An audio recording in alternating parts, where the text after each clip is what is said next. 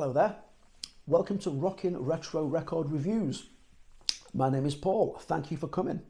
If this is your first time here, please give me a like, give me a subscribe. Those things will cost you absolutely nothing, but will help me massively in spreading the word about great music and great records.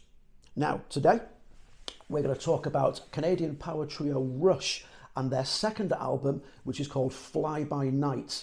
This is an album which is often overlooked, I think, by many Rush fans, but I think there's a case to be made that this is their most important album. So we'll get onto that in a second, but first of all, my glamorous assistant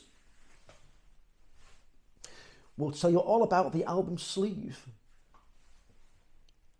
I think it's fair to say that one of the greatest things about 70s music is the album covers. Would you take a look at that? How great is that?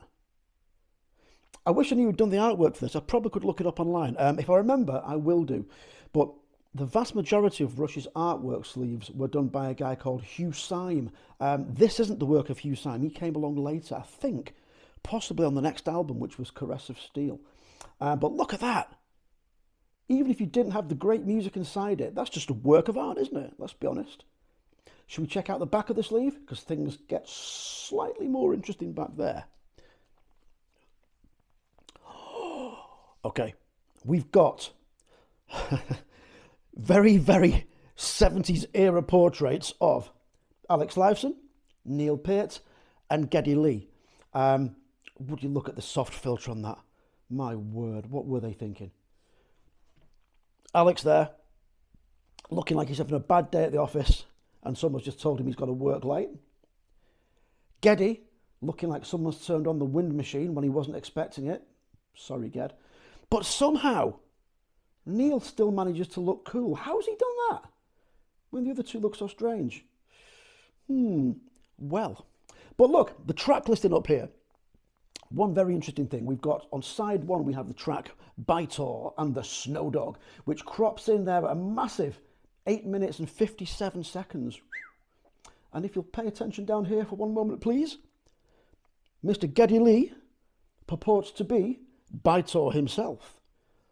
Mr. Alex Lifeson, also known as Snow Dog on this album. And Neil Peart, well, they probably couldn't think of a song for Neil, so Neil's just going down as Neil on there, which is fair enough, I guess, isn't it?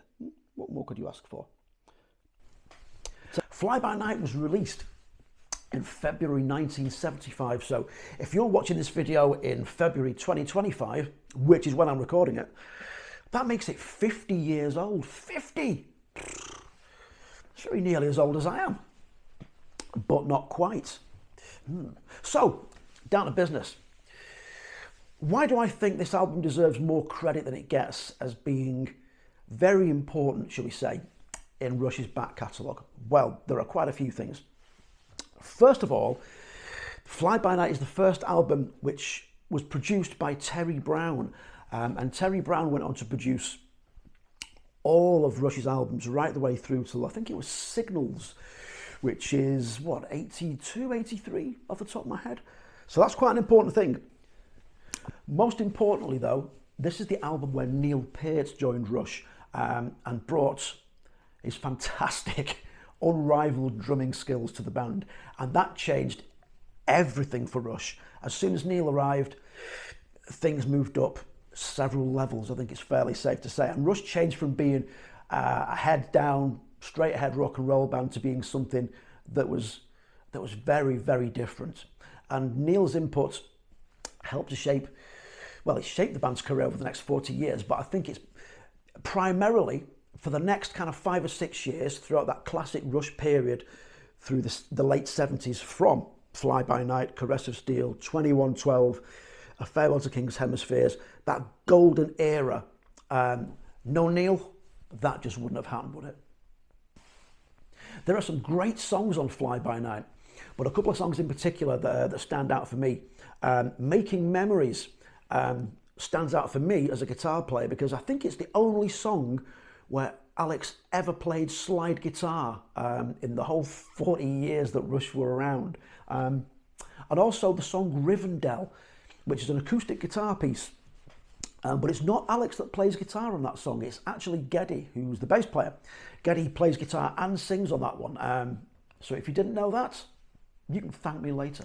Even though this album is 50 years old now, when I play it today, it still sounds fresh to me. It still sounds good. I can still feel the energy and the drive that these three young guys had for their music and the passion to make it. You know, it's important that you can feel that from the music. It doesn't just make you feel good about yourself. You can tell that the guys that are playing it were enjoying it too, and I think that's really good. But did they push a little bit too far, do you think, on this album?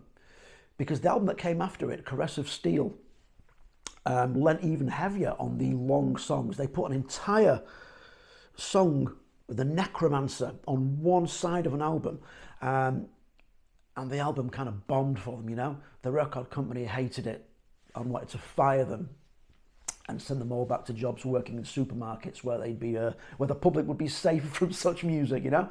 But they persevered and stuck with it, and when 2112 came around in 1976, you couldn't stop them. Is it their best performance? No. Does it contain their best songs? No.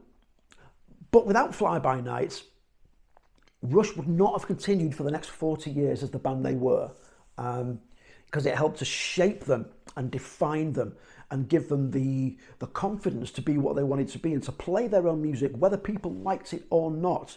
And quite often, people didn't like it, but they were right. They stuck to their guns and they did what they needed to do. And Fly By Night laid the foundations for everything that came after. So for me, that's why I'm going to say Fly By Night is indeed the most important album in Rush's entire back catalogue of 40 odd years. So thanks for coming along for the ride and listening to me ramble on about one of my favourite records. I would absolutely love to talk more about records that I haven't discovered yet. So if there's something that you love out there, please let me know. I'll try and get a copy of it. I'll listen to it with a fresh set of ears, or as fresh as my ears can be after all these years, and we'll get into it. We'll talk about it together. I've already had some great suggestions from people online. So if you've got something you want to spread the word about, please get in touch, let me know. Until next time, stay safe, and I'll see you soon. Cheers.